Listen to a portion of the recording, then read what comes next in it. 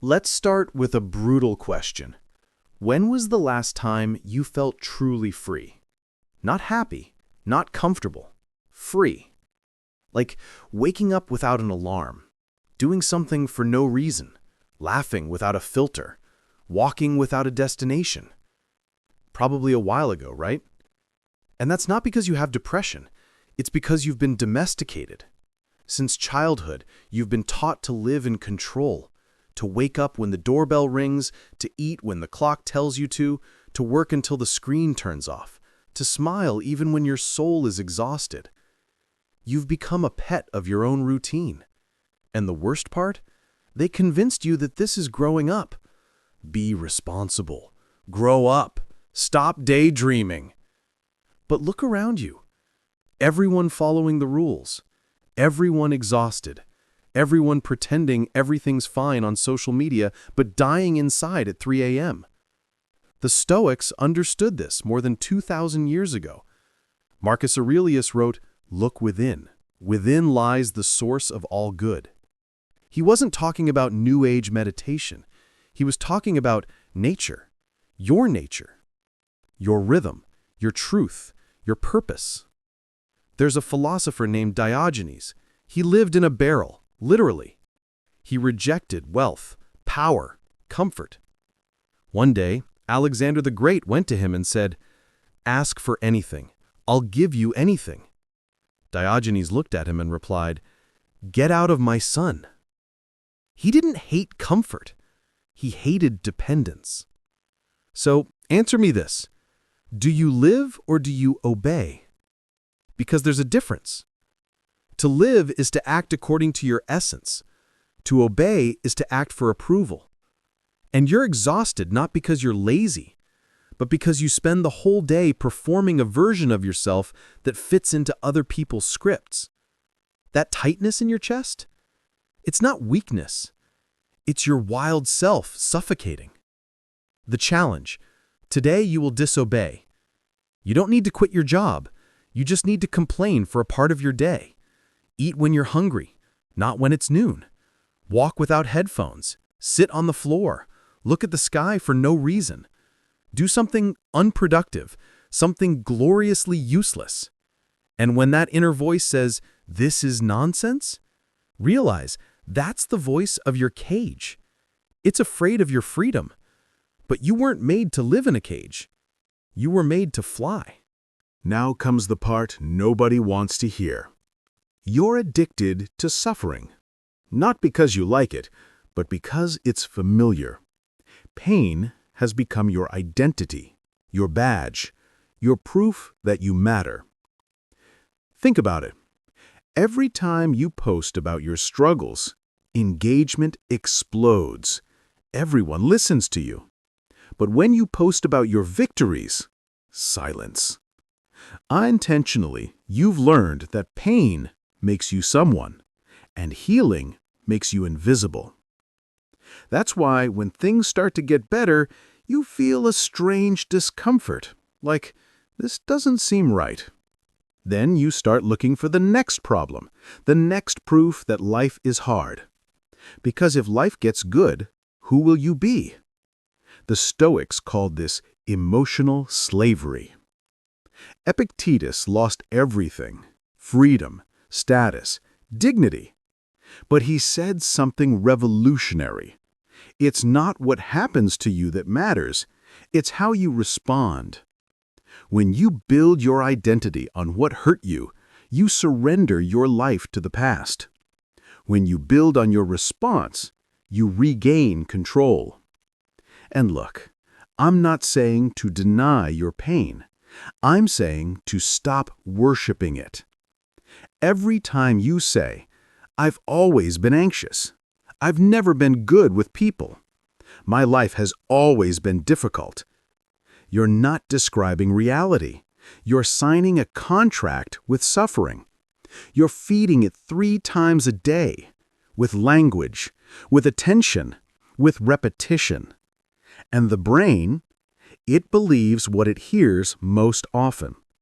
So your pain becomes your truth. Your story becomes your prison. And you start connecting with people only through shared misery. That's a false connection. Real connection isn't, I suffer too. It's, I also choose to grow. In the next 24 hours, you won't talk about your difficulties. Not to anyone, not even to yourself. When the urge to complain comes, to explain how difficult everything is, just breathe and say softly, this moment is workable. Then, for a week, collect evidence, not of why your life is hard, but of why it is possible. When something goes right, write it down. When someone smiles, write it down. When the weight lightens for 2 seconds, write it down. These small victories are not trivial. They are proof that suffering is not your whole story. And if you fall back into the old habit, don't be ashamed. Just notice, name it, and remember, I'm on detox. Because that's exactly what it is, an emotional detoxification. You were addicted to sadness, intoxicated by your own misery, convinced that pain made you real. But you were real long before the pain arrived, and you will continue to be after it's gone. So stop feeding what's trying to die inside you. Your pain doesn't need more attention. Your cure is needed. Here's a painful truth. You love your potential more than you love yourself. Because potential is safe. It's a version of you that never fails, that never disappoints, that never needs to prove anything. As long as your potential is just theory, you never need to test if you're really good. Or worse, you never need to discover that you're brilliant, but only if you have the courage to destroy the comfortable life you've built on hesitation. We glorify potential because it makes us noble in procrastination. I could do that if I had the time. If I really tried, it would be great. Elegant lies that protect your ego from exposure. Epictetus said, first, tell yourself what you would be. Then, do what you have to do. But most people never get past the first part. They spend their whole lives defining who they could be, without ever crossing over to the hard, messy, and sacred work of doing. Why? Because clarity creates responsibility. The moment you declare what you want, every day you don't pursue it becomes a confession of fear. You've turned your potential into a museum, polished, untouchable, admired, but dead. You display it in conversations. I'm thinking of writing a book. I want to start a business. I'm going to get in shape. But the months go by, and nothing moves. You're protecting the fantasy of greatness from the reality of growth. And the irony is brutal. Unused potential doesn't become powerful. It rots. Energy leaks out. It corrodes ambition. And eventually, it turns into guilt. You start to hate yourself, not because you failed, but because you never tried. The cost. The more you avoid action, the heavier your self-doubt becomes. You confuse inaction with reflection, hesitation with wisdom, perfectionism with purpose. And you tell yourself you're waiting for the right moment. But deep down, you're waiting for permission that will never come. Marcus Aurelius didn't wait for ideal conditions to rule an empire or to confront a plague. He acted on principles, not convenience. You don't need certainty to begin. You need movement to discover what is true. And when you finally take action, imperfect, trembling, raw, something miraculous happens. Reality finds you halfway there. The moment you exchange potential for practice, the air becomes clearer. The anxiety that paralyzed you becomes focus. Because movement, even flawed, kills fear faster than logic. Your mind can argue with ideas forever, but it can't argue with results. The challenge: do something you're terrible at in public. Write the first page and post it. Record the first messy video. Sign up for that course you've been researching. Stop protecting your hypothetical excellence and start nurturing your real progress. You'll feel exposed, strange, maybe even embarrassed. Great. That discomfort is life pulsing. That tremor is proof that you're burning potential and transforming it into power. Remember, the Stoics never worshipped perfection. They worshipped progress. Seneca wrote, "We suffer more in imagination than in reality." Every time you postpone action for fear of imperfection, you suffer twice, once in fantasy and again in regret. But when you act, even awkwardly, you break the loop. You transform someday into today. You transform theory into transformation. So stop rehearsing your greatness. Start demonstrating it. The world doesn't need your perfect potential. It needs your imperfect presence.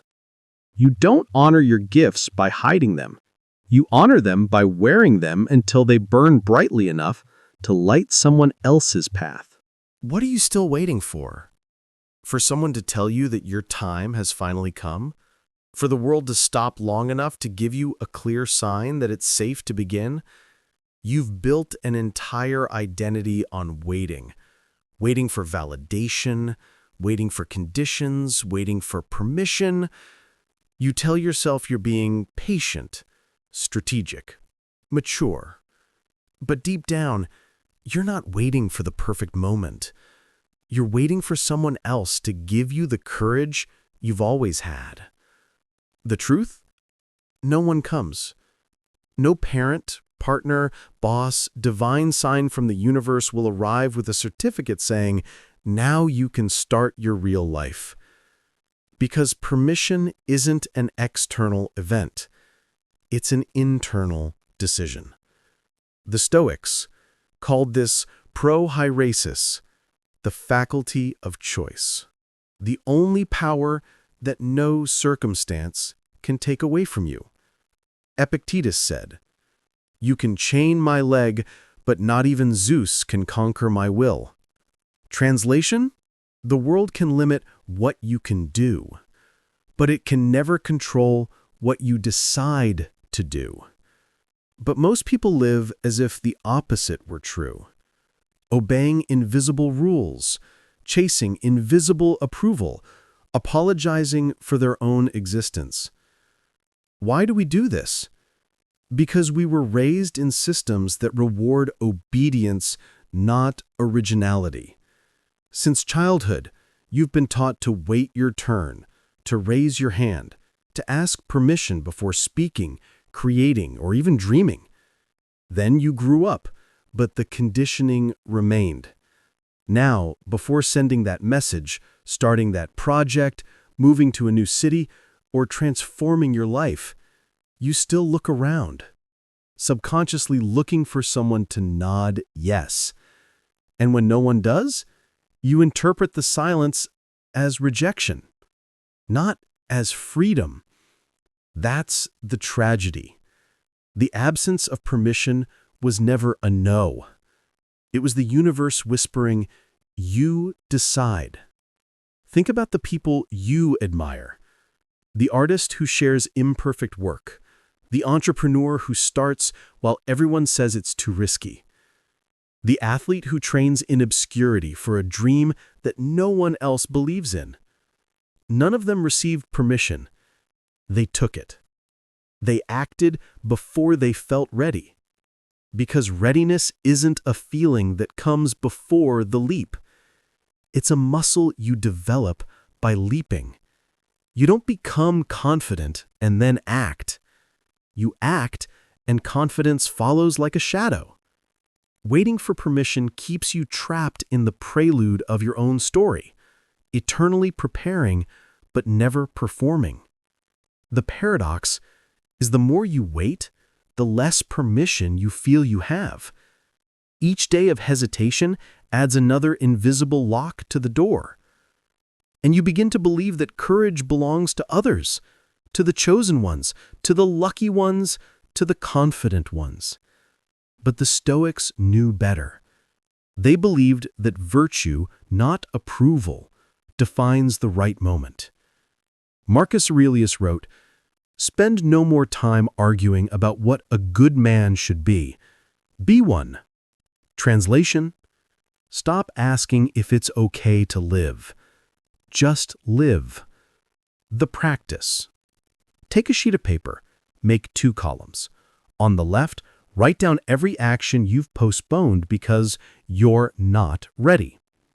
On the right, write down who you're waiting permission from. A name, a role, a vague authority figure. Then, next to each one, write the truth. That person isn't coming. Observe what happens. You'll feel a mixture of fear and relief. Fear because the safety net of waiting has disappeared. Relief because you realize you always had the key.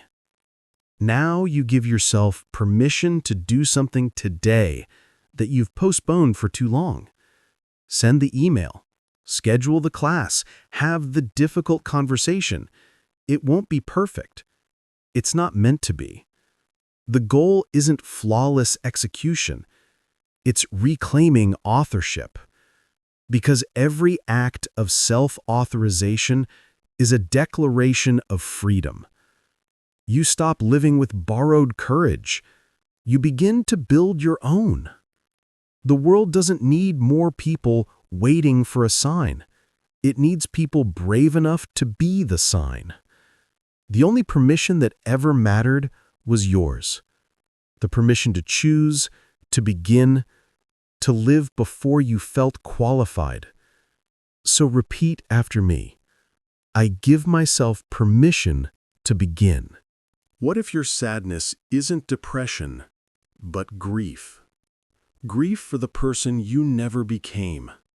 There's no funeral for dreams that died quietly while you were being practical.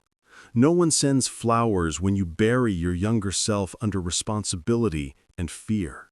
The world congratulates you for being mature, but deep down, something sacred has vanished. That dull weight you carry isn't weakness.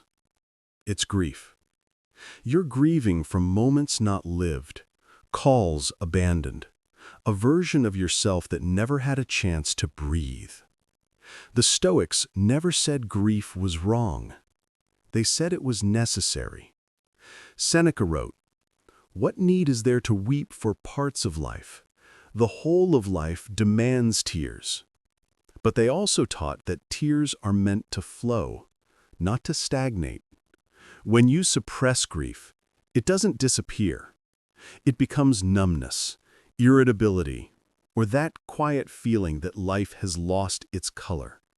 You scroll through your feed for hours, you chase distractions, you overwork, or you chase affection, not to find joy, but to drown out the sound of what you've lost.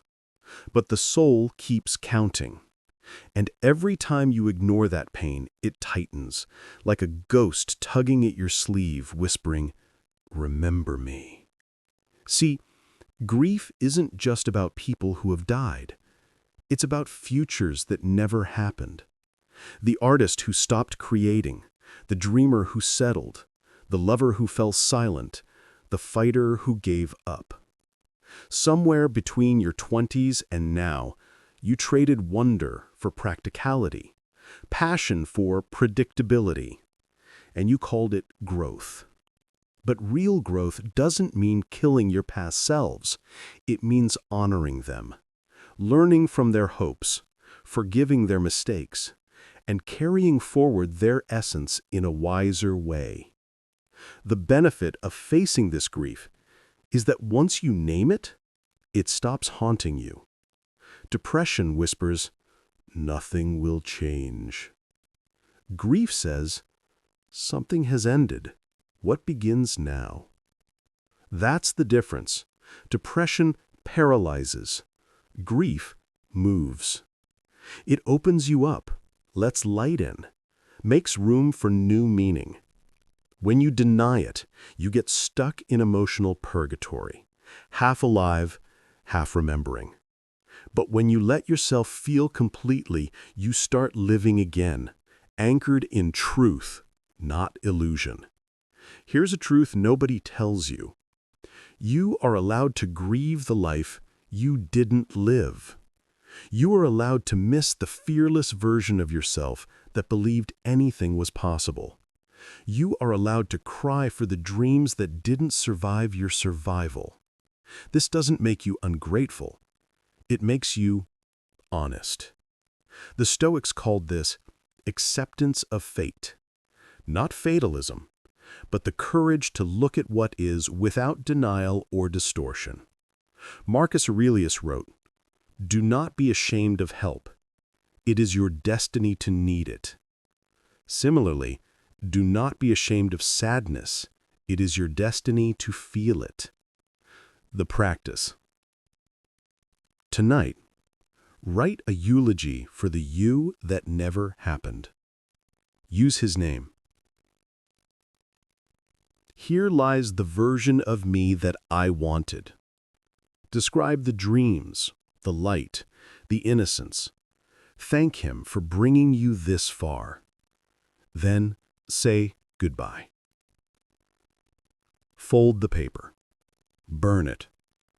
Bury it, or simply let it go. This is not a ritual of loss. It is one of liberation. You are not burying yourself. You are releasing the ghost that was in your way. Then ask the question the Stoics used to reconstruct meaning. And now? And now that you have acknowledged the past, and now that the mourning is complete, what value can you resurrect from what has gone? Let your grief refine you, not define you. Use it to build, to love, to live with more urgency and authenticity. Grief, when faced with courage, becomes a teacher. It reminds you that time is fragile, that possibilities expire, that the only thing worse than death is never having lived fully while you had the chance. Don't let the person you didn't become be a tombstone you visit. Let them be a foundation you build upon. Grieve completely, then live completely.